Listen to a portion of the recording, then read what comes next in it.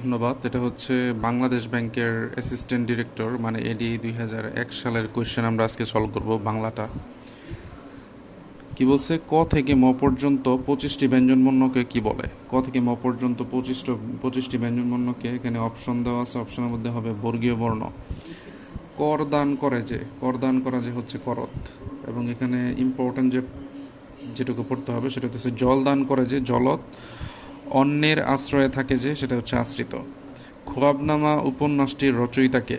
খোয়াবনামা উপন্যাসটির রচয়িতা হচ্ছে আখতারুজ্জামান ইলিয়াস, এবং এখানে যেটা পড়তে হবে, উপন্যাসটি প্রকাশিত হয় হচ্ছে ১৯৯৬ সালে, এবং তিনি এই উপন্যাসের জন্য সাদত আলী আখন্দ পুরস্কার এবং কলকাতার আনন্দ পুরস্কার লাভ করেন। তার উল্লেখযোগ্য কয়েকটা রচনার মধ্যে যেগুলো পড়তে হবে সেটা হচ্ছে দুধে ভাতে উৎপাত, চিলেকোঠার সেপাই, দুচকের ওম, খোয়াবনামা, সংস্কৃতির ভাঙা সেতু ইত্যাদি। এটাও ইম্পর্টেন্ট। তো বাংলা ভাষার প্রধান রূপ দুটি কি কি? বাংলা ভাষার প্রধান দুইটি রূপ হচ্ছে মৌখিক ও লৈখিক। তারপরের কোশ্চেনটা আসছে হচ্ছে কোনটি তৎসম শব্দ? তৎসম শব্দ হচ্ছে ধর্ম, এবং এখানে আমরা যেটা পড়বো সেটা হচ্ছে ধর্ম, সূর্য, ভবন, তিনোটাই হচ্ছে তৎসম শব্দ। চীনা শব্দ হচ্ছে চা, চিনি, লিচু। ইংরেজি শব্দ এগুলো সবাই মোটামুটি পারবেন। তৎসম শব্দের মধ্যে কিছু দেখতে হবে, সেটা হচ্ছে রাবণ, আদিত্য, পুরাণ, লোভ, সাধু, নীর, দীর্ঘ, পুরস্কার, মস্তক, হস্ত, পদ। তারপরে হচ্ছে উদর, নাসিকা, কর্ণ, রাষ্ট্র, রাজধানী, এক, দশ, বাতায়ন, ঋষি, অলক, সমুদ্র, নদী। তদ্ভব শব্দ হচ্ছে কান, হাত, মাথা। পাশাপাশি দুটি বর্ণ বা ধ্বনির মিলনকে কি বলে? পাশাপাশি দুটি বর্ণ বা ধ্বনির মিলনকে বলে হচ্ছে সন্ধি। ওকে। তারপরে হচ্ছে বৃষ্টি এর সন্ধি বিচ্ছেদ কি হবে? বৃষ যুক্তি। বৃষ্টি এর সন্ধি বিচ্ছেদ। তার পরবর্তীতে যদি আমরা দেখি সেটা হচ্ছে কোন শব্দকে বিশ্লেষণ করা যায় না? সেটা হচ্ছে মৌলিক শব্দ। তো এখানে কিছু কিছু জিনিস আমাদের পড়তে হবে। যে সকল শব্দের ব্যুৎপত্তিগত অর্থ, ব্যবহারিক অর্থ একই রকম সেগুলোকে যৌগিক শব্দ বলে, যেমন গায়ক, মধুর। তারপরে হচ্ছে যে শব্দ প্রত্যয় বা উপসর্গের যোগে মূল শব্দের অর্থের অনুগামী না হয়ে অন্য কোনো বিশিষ্ট অর্থ জ্ঞাপন করে তাকে বলা হয় রূঢ়ি শব্দ, যেমন হস্তি, গবেষণা।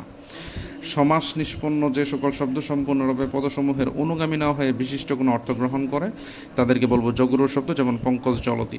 এগুলো পড়তে হবে।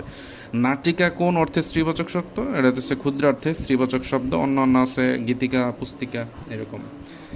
এখানে এইটুকু পড়া লাগবে। বিশেষ নিয়মে সাধিত স্ত্রীবাচক শব্দ হচ্ছে নেত্রী, কর্ত্রী, ধাত্রী, সতী, মহতী, রূপবতী, বুদ্ধিমতী, সম্রাজ্ঞী ইত্যাদি। বিদেশি স্ত্রীবাচক শব্দ হচ্ছে খানম, জেনানা, মালেকা, সুলতানা, মহতারিমা। নিত্য স্ত্রীবাচক কি?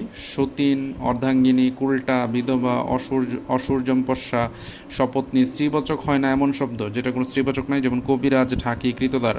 কেবল স্ত্রীবাচক শব্দ হচ্ছে সতীন, সৎবা, সৎমা। শব্দের আগে কোনটি বসে? শব্দের আগে বসে হচ্ছে উপসর্গ।